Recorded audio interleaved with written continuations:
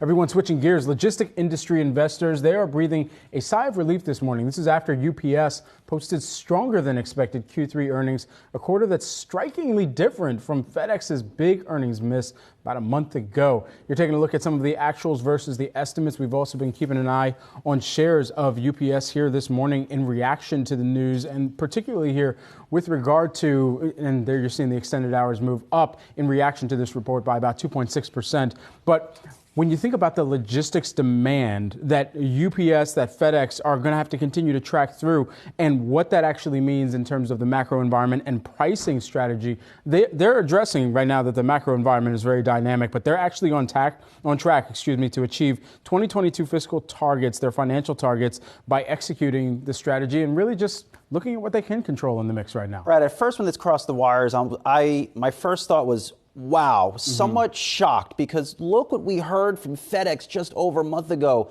Major profit whiff. Now they're completely overhauling their operations. You would think there would be some whiff or smell of those problems or those challenges that FedEx is dealing with in this UPS quarter. And then, no, we got zero of that. That U.S. domestic segment, operating profits up, revenue up. They were able to push through price increases in that U.S. market successfully. And then as I take a step back and I realize, well, you know what, these are probably two different companies. And why is that the case? And I go back to UPS CEO Carol Tomé.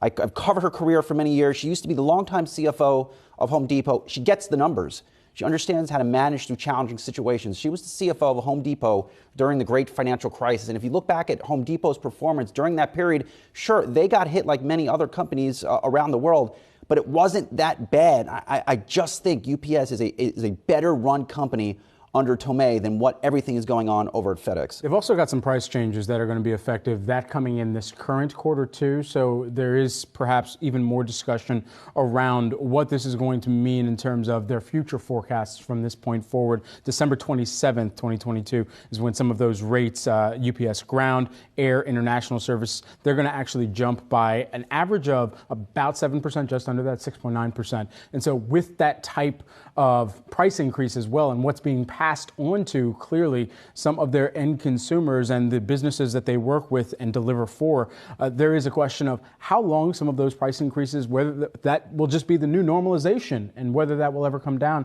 especially considering the fact that UPS is still having to navigate, like many other companies, higher operational expenses right now. Yeah, these are two now very different investment theses between FedEx and UPS. Of course, they get looped in. They're essentially doing the same thing, of course, and that's transporting goods around the world. But you have now FedEx in full-on restructuring mode, and you have UPS just in full-on execution mode, delivering another good quarter here.